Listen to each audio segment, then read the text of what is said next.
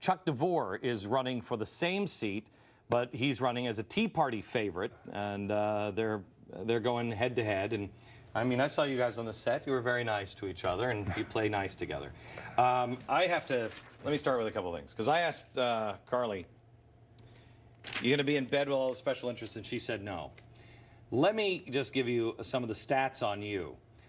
Paw Pack, created in 1980, is the first organization dedicated to the election of candidates for state office in California who are committed to the well-being of animals. They gave you an F.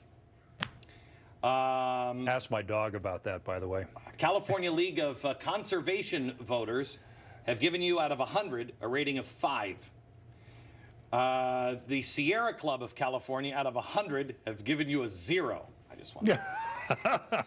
Based on a point system with points assigned for action supported of or in opposition to Planned Parenthood affiliates of California's position, Planned Parenthood gave you a 0. NARAL, based on Assembly member, you were anti-choice by NARAL and California Labor Federation, and this one I have to take issue with. Labor Federation, AFL-CIO give you 15% approval rating. Why so high? Well, I was a dues-paying member of the AFL-CIO. That's how I worked my way through college as a carpenter. You know, we were sitting on the set, and you said to me, and nobody has this conversation. I mean, look, this show is just it's a geek fest. He said, you know, Woodrow Wilson and the progressive movement, what people don't understand is that's the real root of the problem. It is. What makes you say that?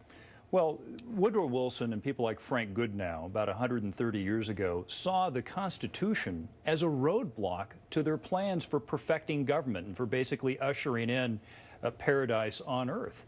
And instead of what was set up by Madison to be a separation of powers with the legislative, the executive, and the judicial, because the founders understood that people like power and that you'll end up with tyranny in your country if you can't separate the powers. And so what the progressives thought, kind of drawing on the writings of Hegel, is that we have the administrative state, the political, where you have the politicians who are elected, and the administrative. And the administrative then has your technocrats, your civil servants, your bureaucrats, your unelected people whose job it is to draft the regulations, because of course the politicians can't be trusted to get it right. Now, a lot of this I learned and came into a more deep understanding of it through the Claremont Institute, which is a very important think tank out here on the West Coast that's based on constitutional governance and the study of statesmanship. I was very fortunate in 2004 to go through an 8-day program called the Lincoln Fellowship, where you learn about the founding principles of the United States and about those who don't like those founding principles. So then how do you, by the way, here, you deserve a water for that one too. I mean, you could have the phone. Take the phone with you. I don't want the there's phone. Very few. They never call. No. They never call. To try to get people to understand that is, I think, the greatest challenge. And we have to take a break. I have to take a break, but I want to start back here. You were one of the guys, you resigned your office here, or your position here in California State Assembly. You said you guys are mad, you're out of your mind. And so you walked away. But people are saying right now, and it's only going to get worse the closer you get to election, you can't go out. You need to have somebody that can work in the system. I think the system is it's riddled with a disease called progressive. If you've got cancer, no doctor says, start using filter tip cigarettes. Right. They say, no more cigarettes. Right. Progressive and the progressive idea are the cigarettes. So you tell me how to fix it. Wait. Just a minute. Next. We're back with Chuck Devore running for California, a Republican Senate primary race. Chuck, when we left, I said, you're going to fix it. You go to Washington. How are you going to fix it? Well, first of all, we have to follow the Constitution. That's the very first thing that any lawmaker does when they get sworn in. This audience won't, but most people will say, well, where aren't we following the Constitution?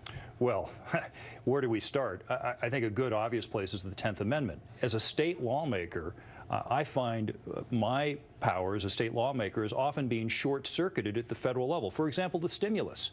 The stimulus, when California accepted it, came with all these strings that locked in higher spending.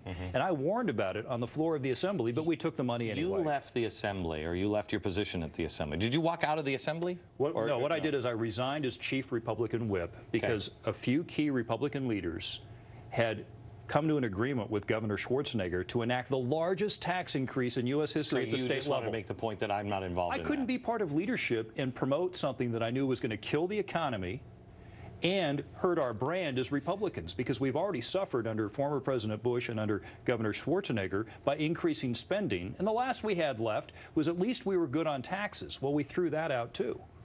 I have to tell you, America, this weekend, and I don't endorse anybody. You got to make up your own mind. But I met with Michelle Bachmann on Friday?